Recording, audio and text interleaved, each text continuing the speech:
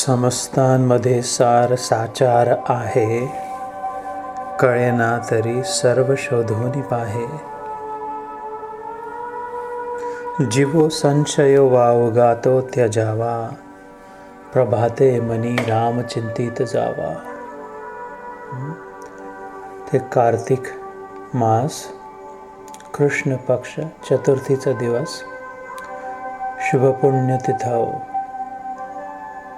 कार्तिक महिन्याचे विशेष महत्त्व कृष्ण भक्तांसाठी, वैष्णवांसाठी, हरिभक्तांसाठी.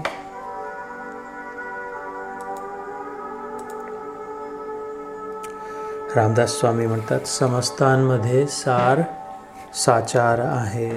सगळ्या साधनेत, सगळ्या भक्तीच्या मार्गांमध्ये सार काय आहे, कळेना तरी सर्व शोधून पाहे. खरं नसेल वाटत तर स्वतः प्रयोग करून पाहावा. खूप तीर्थयात्रा, खूप दानधर्म, खूप सोहळा, खूप यज्ञयाग, खूप मोठमोठाल्या पूजा करून पाहावा. जीवा संशयो वावगातो त्यजावा, प्रभाते मनी राम चिंतित जावा. या सगळ्याचा उद्देश मुख्य हे देवात संपूर्ण 100% विश्वास. नाव घेतला व्यक्तीचा तर त्याचं स्वरूप डोळ्यासमोर उभं राहतं. नाव दिलं, साथ घातली तर व्यक्ती येतो.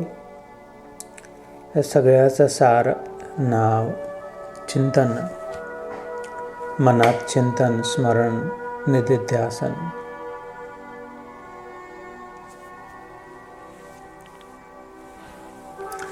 रामदास स्वामींप्रमाणेच तुकाराम महाराज म्हणतात, मुक्तीवरील भक्ती जाण, अखंडमुखी नारायण. मुक्तीच्या वरचाही आनंद, अनुभव, नारायणाची भक्ती, कारण त्यात प्रेम आहे. रामदास स्वामी, तुकाराम महाराज, ज्ञानेश्वर महाराजही म्हणतात, एक तत्व नाम दृढ धरी मना, हरीसी करुणा येईल बा तुझी. सतत आवाज दे. लहान बाळ आईला वडिलांना सतत रडून आवाज देतं तर कधी ना कधी काम सोडून जातेच त्याच्याकडे. प्रकृती रूपी माता, परमात्मा रूपी पिता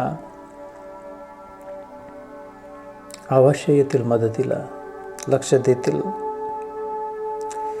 ते नाम सोपे रे, राम कृष्ण गोविंद वाचेसी, सदगद जपा आधी. माऊली म्हणतात, राम म्हणा किंवा कृष्ण म्हणा किंवा गोविंद म्हणा किंवा रामकृष्ण म्हणा किंवा कृष्ण गोविंद म्हणा किंवा रामकृष्ण गोविंद म्हणा किंवा रामकृष्ण हरी म्हणा. सोपं आहे.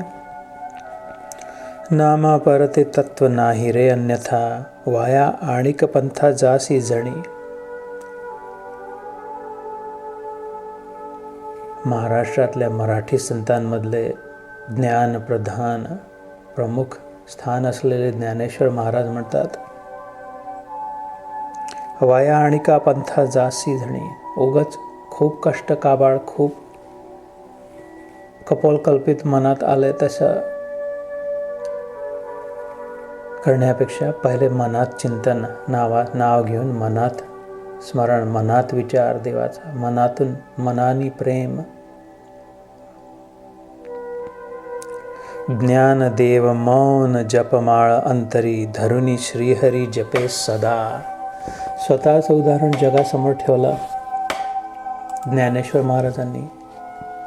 ते स्वतःबद्दलच सांगतात आहे की मी स्वतःच शांतचित्त, ज्ञानदेव मौन जपमाळ अंतरी.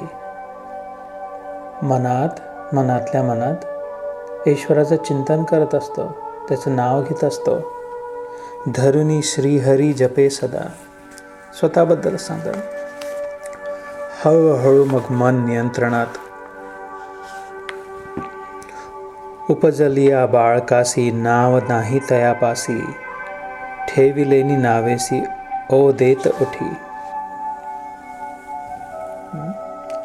ज्ञानेश्वर महाराज ज्ञानेश्वरीत म्हणतात 17व्या अध्यायात ज्ञानेश्वरीच्या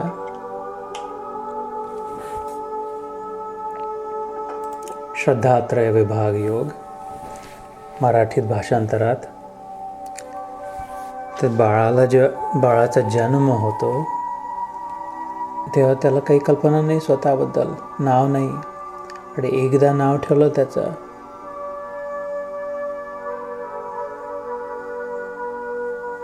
ते नावाने घेतलं तर बघायला लागतो कसा चमत्कार.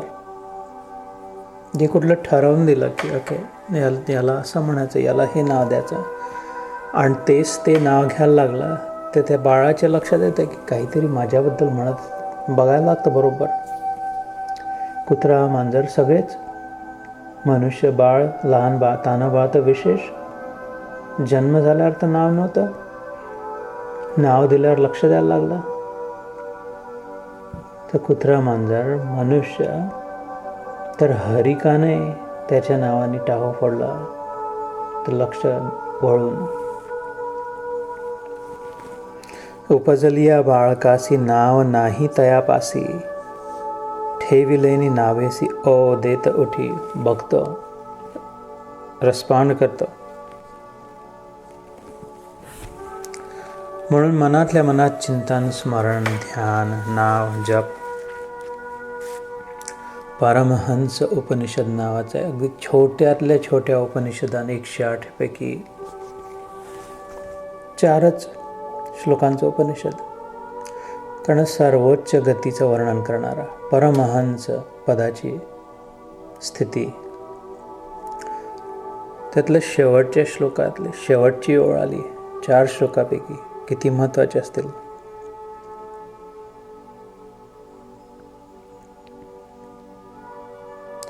दुःखेन उद्विग्नः सुखेन स्पृहा त्यागो रागे सर्वत्र शुभाशुभ. सब भगवद्गीतेत दुःखेषु अनुद्विग्न मनः सुखेषु विगत स्पृहा वीतराग भय क्रोध स्थितधीर मुनिरुच्यते. सांख्य योगात 2ऱ्या अध्यायात जसं श्रीकृष्ण म्हणतो ते परमहंसांच्या स्थितीचं वर्णन केलं. रामकृष्ण परमहंस म्हणतो. परमहंस योगानंद. अशा महात्म्याची स्थिती काय? द दुःखे न उद्विग्न सुखे न स्पृहा. दुःखात चित्त उद्वेग तडफड नाही झाली. सुखाची लालसा नाही. त्यागो रागे सर्वत्र. त्याग केला एकाच गोष्टीचा, व्यक्तींचा त्याग नाही केला, घर सोडून नाही गेले. त्याग कोणाचा केला? राग. चिपकण्याची वृत्ती, कोणाला तरी धरून ठेवण्याची वृत्ती म्हणजे राग. मन कुठेतरी अडकून जाण्याची स्थिती म्हणजे राग. त्याचा त्याग केला. मुक्त मन कुठे नाही अडकला, कोणात नाही. आहे तर आहे, नाही तर नाही. दुःखे न उद्विग्न सुखे न स्पृहा त्यागो रागे सर्वत्र शुभाशुभयोर न अभिस्नेही न द्वेष्टी न मोदम च. शुभ परिस्थिती असो अशुभ असो, शुभ दिसलं म्हणून चिपकलं, अशुभ दिसलं म्हणून पळालो असं नाही ज्यांचं. परमहंस. न मोदम न द्वेष्टी. खूप कोणाची निंदा, खूप कोणाला खाली दाखवला, अपमान केला असंही नाही, आणि खूप कोणाची तारीफ, खूपच कौतुक, अति असंही नाही. सर्वेषाम् इंद्रियाणां गतिरुपरमतेय आत्मनि एव अवस्थीयते. यत्पूर्णानन्दम् एकबोधस्तद् ब्रह्म अहम् अस्मिति कृतकृत्यो भवति. अशी स्थिती प्राप्त झाल्यावर परमहंसांची आपोआपच इंद्रियांना उपरती प्राप्त, आपोआपच इच्छा नाही अजून काय खावा, अजून काय पाहावा, अजून काय ऐकावा, स्वतःतच तृप्त. आणि मग कृतकृत्यो भवती, मग अनुभव की ज्यासाठी जन्म झाला होता, जे आपल्या स्वातंत्र्याच्या अनुभवासाठी इथे पाठवला गेला होता, आपलं स्वावलंबी, स्वतंत्र, निरावलंबी, परावलंबी नाही, त्याचा अनुभव झाल्यावर कृतकृत्य भवती. जे कृतकृत्य म्हणजे जे करायचं होतं तेच करून झालं. तशा परमहंस स्थितींच्या वर्णनानंतर आजच्या त्या स्थितीला नेणारे सगळ्यात समर्थ शास्त्र असलेलं श्रीमद् भगवद्गीतासु उपनिषत्सु ब्रह्मविद्यायां योगशास्त्रे का कारण श्रीकृष्ण अर्जुन संवादे, यातला ज्ञान विज्ञान योग चालला आहे 7वा अध्याय. त्यात पुढे वाटचाल करू. जय श्री कृष्ण. योगेशम सच्चिदानंदम. आज कार्तिक मास आहे, सगळेच म्हणू. मी थोडं म्हणतो, तुम्ही थोडं म्हणा. योगेशम सच्चिदानंदम वासुदेवं व्रजप्रियम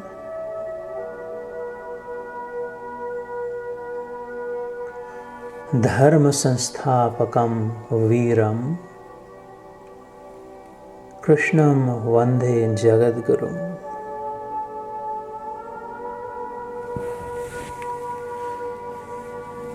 जय श्री कृष्ण.